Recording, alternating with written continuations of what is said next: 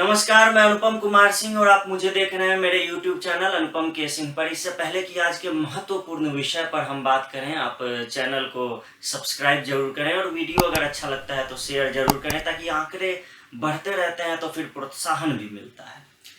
कुछ दिनों पहले ANI पर एक पॉडकास्ट आया था, खुद को अम्बेडकरवादी बताने वाले राहुल सोनपिंपल का। इसमें वो कह रहे हैं कि अग्रवाल स्वीट्स पर तो सब जाते हैं, लेकिन अगर कोई चमार स्वीट्स नाम से मिठाई की दुकान खोले तो क्या वहां भी लोग खरीदने या खाने जाएंगे? भाई, जिस शब्द के इस्तेमाल मात्र से SC/ST एक्ट लग जाता हो, उस नाम से तो लोग बचेंगे ही ना।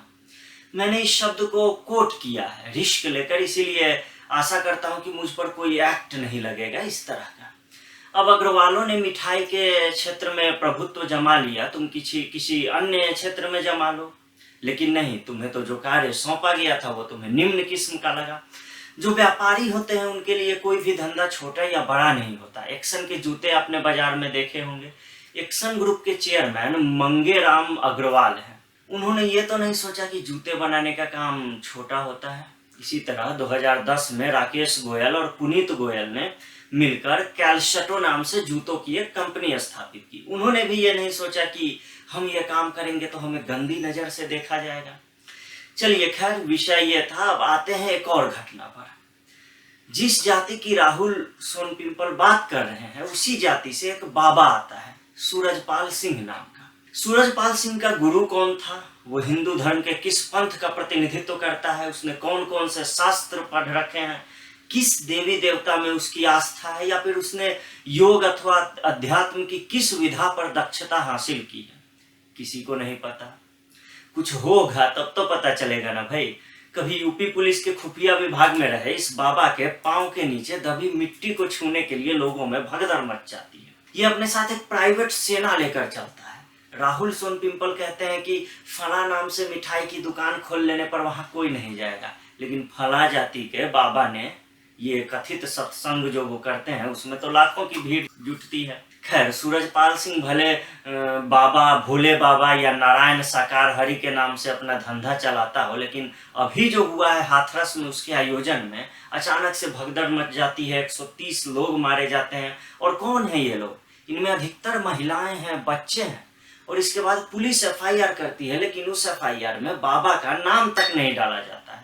और तो और, चूंकि बाबा जाटव समाज से आता है, इसीलिए विपक्षी दलों ने भी इस मामले में, एकदम विपक्षी दलों की आप समझ लीजिए कि घिघी बंधी हुई है। जब अखिलेश यादव से पूछा जाता है कि क्या वो बाबा के खिलाफ कार्रवाई की मांग करेंगे, तो वो ये कहकर टाल जाते हैं कि यूपी में तो एक और बाबा है। उनका इशारा किधर था आप समझ सकते हैं, मुख्यमंत्री योगी आदित्यनाथ की तरफ। मैं कहता हूँ किस बाबा की गिरफ्तारी कराएं, बताओ तुम।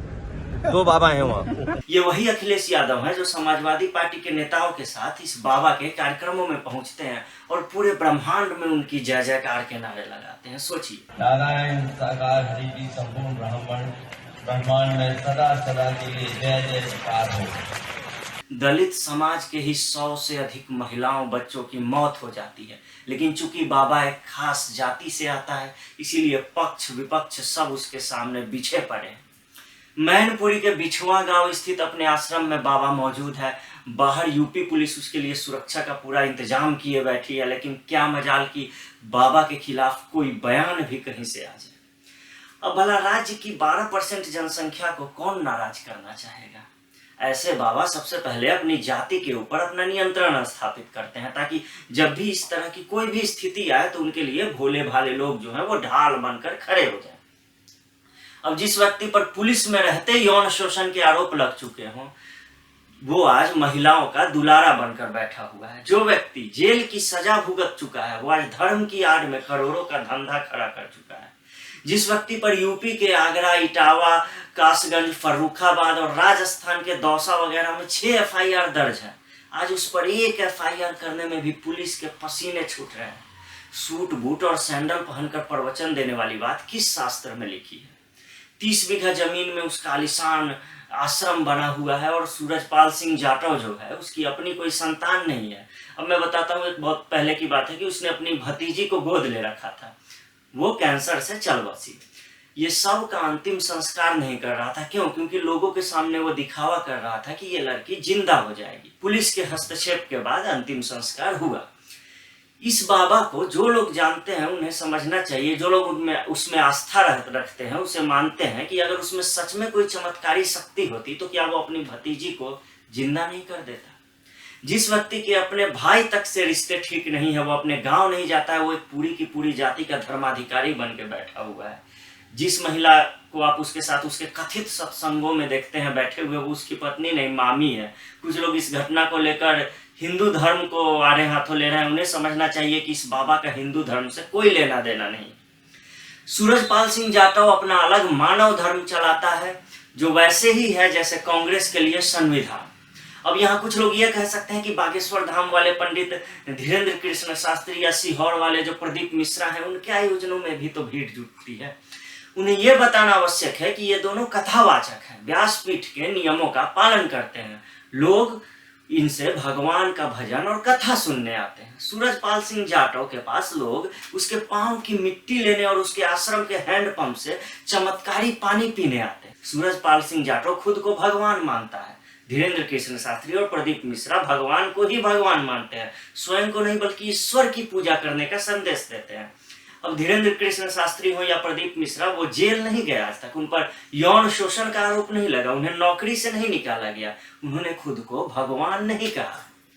हाल ही में हमने देखा कि कैसे प्रदीप मिश्रा ने कथा के दौरान राधा रानी को लेकर कुछ कह दिया था, जिस पर मथुरा वृंदावन में उनका घोर विरोध हुआ। हालांकि उन्होंने कोई बहुत आपत्तिजनक बात नहीं कही थी, लेकिन अपनी तरफ से तथ्य समझकर उन्होंने कुछ चीजें रखी थी। अब हिंदू धर्म को इस्लाम तो है नहीं कि एक ही किताब, एक ही ईश्वर, एक ही व्यक्ति या एक ही कथन मान्य हो।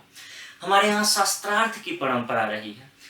यहाँ एक चांडाल ने भी महान शंकराचार्य को शिक्षा दी है। प्रदीप मिश्रा का बड़प्पन देखिए कि उन्होंने लोगों की नाराजगी दूर करने के लिए बरसाना पहुंचकर राधा रानी के सामने साष्टांग दंडवत होकर उनसे क्षमा याचना की।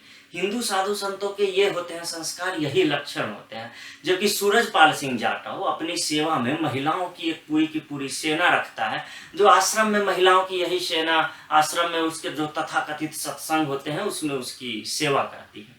एक और बात आप ध्यान दीजिए, ये जितने भी दागी बाबा आते हैं, आसाराम हो, राम रहीम हो, नित्यानंद हो, रामपाल हो, सूरजपाल सिंह जाटव हो या फिर ये चिन्मयानंद हो, निर्मल बाबा को ही ले लीजिए, इन सब में से कोई भी ब्राह्मण नहीं है। फिर भी गाली किसको पड़ती है? ब्राह्मणों को ही। अगर भारत में इस तरह के जातिवादी बाबाओं पर अंकुश नहीं लगाया गया तो कभी जोन्सटाउन जैसी स्थिति यहाँ भी आ सकती है। अब आप पूछेंगे कि ये जोन्सटाउन क्या है, वहां क्या हुआ था? ये गुयाना में स्थित एक जगह है जहां कभी पादरी जिम जोन्स के कहने पर 900 लोगों ने एक साथ आत्महत्या कर ली थी। इनमें बच्चे भी थे। पीपल्स टेम्पल नामक चर्च व संस्था चलाने वाला जिम जोन्स सूरजपाल सिंह जाटव के मानव धर्म की तरह ही नस्लीय एकता की बातें करता था और इस कारण अश्वेत लोग उसके साथ उसके झांसे में आकर जुटते चले जाते थे। उसने जंगल के बीच ही एक जोन्सटाउन बसाया और वहां चेकिंग करने आया एक अमेरिकी सांसद तक को गोली मार दी गई थी। लियो रेयान नामक उक्त सांसद के साथ 4 अन्य लोग भी मारे गए थे, जिसमें पत्रकार भी थे। खैर ये तो आपको 1978 की बात रही। आप केन्या में ले लीजिए, अप्रैल 2023 में ही न्यूज इंटरनेशनल चर्च नामक संस्था चलाने वाले पादरी पॉल मैकेंजी के कहने पर 400 से भी अधिक लोग भूख से तड़प तड़प कर मर गए थे, क्योंकि उन्हें बताया गया था कि मौत के बाद उन्हें जीसस मिलेंगे।